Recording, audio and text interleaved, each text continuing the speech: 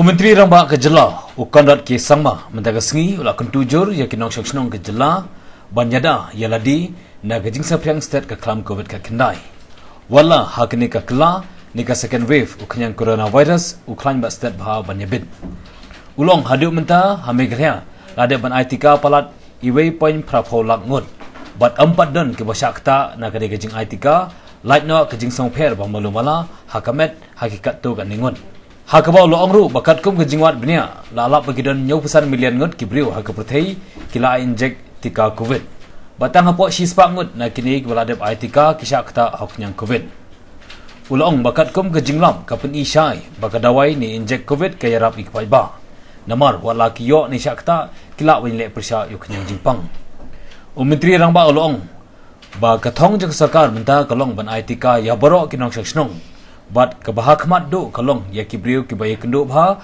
bat kipat ba bat kinong trei bahakmat. See, let me just explain to you the situation that we are facing. Now, there are 3-4 factors that we need to understand. First thing is that the second wave is much more aggressive. Transmission is much more higher for multiple reasons, but it is higher this time. That is a bad news.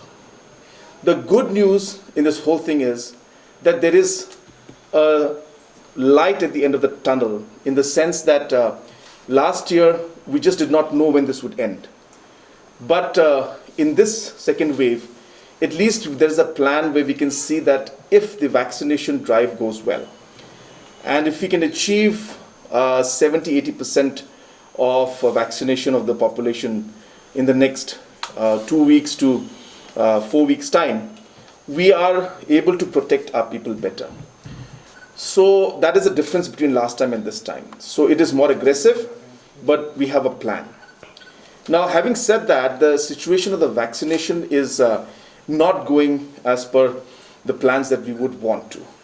Multiple reasons for that too. First thing is there is slight fear among the people that's there. Now, to that, I would like to clarify to everybody through the media that more than 180,000 doses have been given in our state, and nobody has faced any kind of serious repercussions. There may have been 1 or 2 people who have had fever, some allergy. So all these steps, we have seen that it has not affected anybody in a very severe manner. In fact, throughout the country and throughout the world, you will see that the safety aspect is very strong. And also, there's also a study that has shown that almost 75 million people who were who were vaccinated, 75 million people who were vaccinated. Out of this 75 million people, less than 10 people or less than 100 people came out positive after taking the second dose. So there's a clear evidence that shows that this vaccination will protect the people. Now, having said that, again, it's not that you will not get positive. See, the vaccination gives a protection to you. And whoever has taken the vaccination has clearly shown that even people above the age of 60, 70, and 80, even though they may get positive, they are able to fight the virus better. They are not needing medical attention the way others who have not taken vaccination.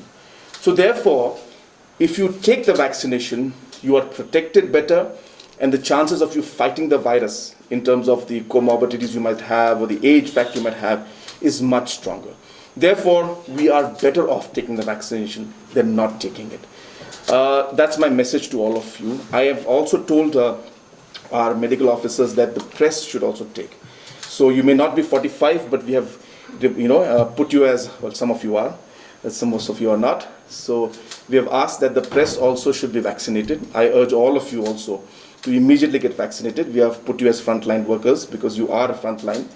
We have also decided that taxi drivers, transport, truck drivers, people who commute a lot between Guwahati and Shillong and other parts of the state must also be vaccinated. So we are going for a very target-based approach, very focused approach, kind of approach that is going to lead to saturation in certain circles and areas and groups. So that's the kind of approach we're going.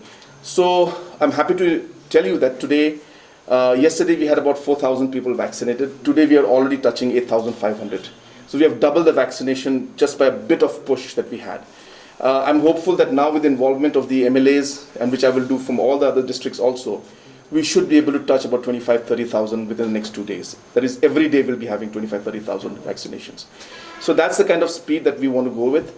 We have only 6.5 lakh people who are above the age of 45 who need to be vaccinated immediately. And you add the frontline workers to that, maybe another lakh and a half or 2 lakhs. So it's not a very big and large number.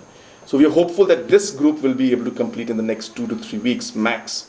And then we will try to work out so that at least 80% of our population is vaccinated at the earliest. We are in fact working towards vaccinating them also.